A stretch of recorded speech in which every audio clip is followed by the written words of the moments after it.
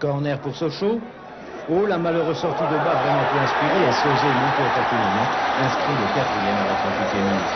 Là encore, le gardien parisien ne fait son temps perdu. 72e minute.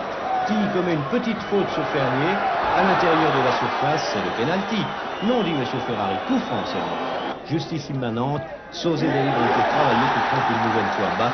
6-1, c'est le deuxième but du milieu social. Après 17 minutes de jeu, les locaux avaient déjà refait la moitié de leur retard.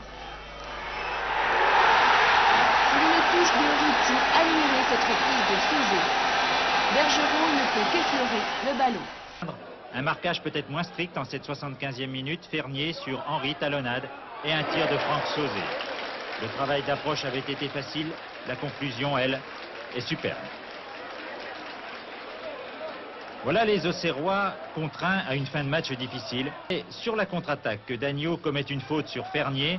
Et pour le coup franc, Sauzé frappe encore comme il faut. Il a failli être Auxerrois cette saison, mais il était trop cher. De quoi donner des regrets à Giroud. Pour l'instant, en tout cas, c'est Sochaux qui tourne. Marigny a à peine le temps d'apprécier son égalisation que Sochaux se remet, comme l'on dit, au fourneau. Et 2 minutes plus tard, une terrible frappe de Franck Sauzé des 20 mètres, 2-1.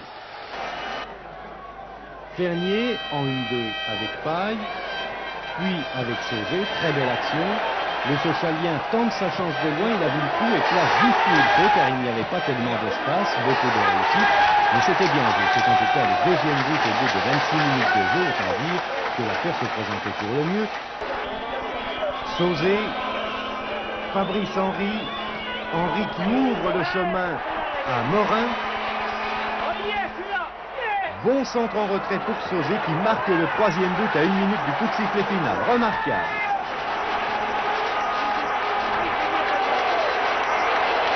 C'est dans la dernière demi-heure seulement que les Sochaliens sont parvenus à concrétiser leur nette supériorité. Le premier but de Collin ouvrant ainsi la porte à un succès qui préserve pour l'instant les chances d'accès au barrage. Témoin ce 3e but de Sauzé où l'Humo ne peut absolument rien. Regardez au centre du mur, Henry se baisse au dernier moment pour laisser passer la balle, comme c'est simple et efficace. C'est vrai qu'Orléans ne faisait pas le poids. Ce coup-ci, pas besoin de ralenti et Sauzé, mais la touche finale. 4-0, c'est bien parti, mais attention, le jeu est rugueux en seconde division. La grâce sochalienne risque d'en souffrir. Sur le corner tiré par Thomas, Morin détourne de la tête au passage pour Sauzé en embuscade au deuxième poteau, qui lui a mis la tête à point nommé, profitant du mauvais placement du gardien. Paille, Sauzé, qui glisse à droite sur Hadjibedzic, centre pour la tête de Sauzé qui est encore à la conclusion, et cette fois, c'est le chaos.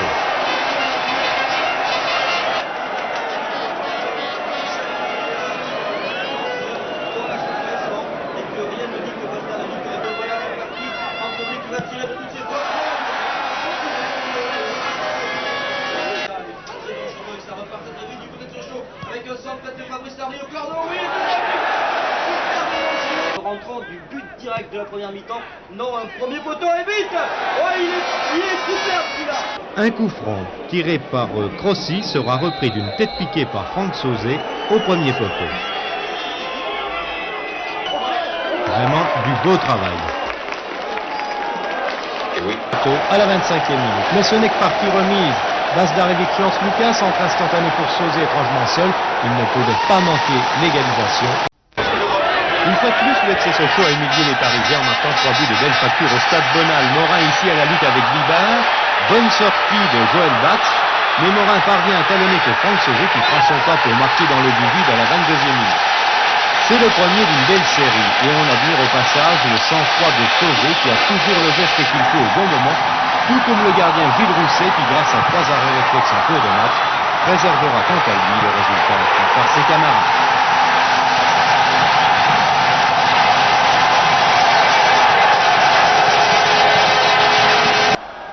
Sauzé disputait son dernier match au Stade Bonal. Il voulait réussir ses adieux, ses accélérations pesaient lourdement sur la défense adverse. C'est à la 21e minute que les Sochaliens allaient ouvrir le score à la suite de cette action entre Sauzé et Madar. Sauzé du gauche passe vrai aussi et trouve le chemin des filets, bien qu'Amitrano ait tenté de détourner de la jambe.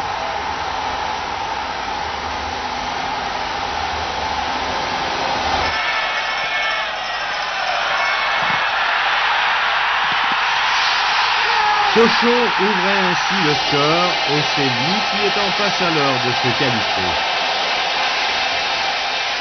Égalé.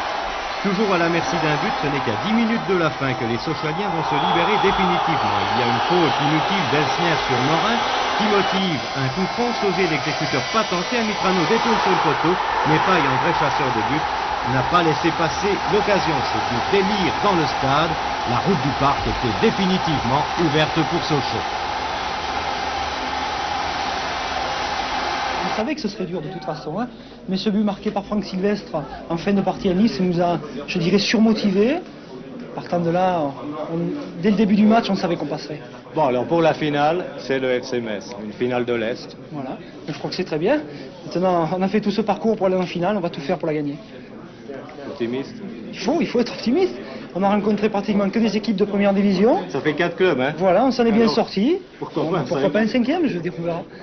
Une finale 100% de l'Est et le Football Club de Sochaux-Montbéliard et le FC Metz, le Football Club de Metz, les deux clubs rescapés parmi les 4869 clubs qui ont pris le départ de la compétition la plus populaire du football français il y a de cela maintenant une dizaine de mois. Gaillot frappe, oh là là, elle est pas loin non plus celle-là. Ah, aux occasions de but, incontestablement. Ouais. Les Messins... Les jeunes Sochaliens, ils y auront cru jusqu'au bout. Ils ont des raisons d'y croire, ils sont toujours à égalité, mais ils sont bien fatigués. En tout fatigués cas, avec leur club, fatigués aussi avec tout ce qu'ils ont donné à l'équipe de France Espoir. Un gros coup de cœur cette finale de la part du Football Club de Metz et de la part du FC Sochaux, et fin de la prolongation. On va donc avoir recours à cette terrible épreuve des coups de pied au but. Sauzé, troisième tireur. Alors Sauzé qui lui est deuxième tireur plus exactement. Est en général frappeur en force. Ouais. Oh, il a soulevé un petit peu la poussière, un peu à la manière d'un certain Guy, pour le ballon le plus important qu'il n'ait jamais eu à frapper. Et Michel Etor est venu lui faire un petit coup d'intox. Ouais, un petit coup d'intox, et puis il a embrassé le ballon. Pour le dernier, le cinquième. Et il l'arrête. Et il l'arrête. Et Metz gagne la Coupe de France. Allez, Michael Madar. Michael Madar qui tombe en larmes dans les 16 mètres. Et la Coupe de France qui part en Lorraine, car Michel Etor a arrêté le dernier pénalty, le dernier tir au but. Il l'a arrêté. Oh, quel suspense. Voilà, alors je dirais que les vainqueurs n'ont plus besoin de nous. Ils sont heureux. Et les vaincus, eux, ont besoin de réconfort, à l'image de Michael Madar. Pauvre Michael Madar.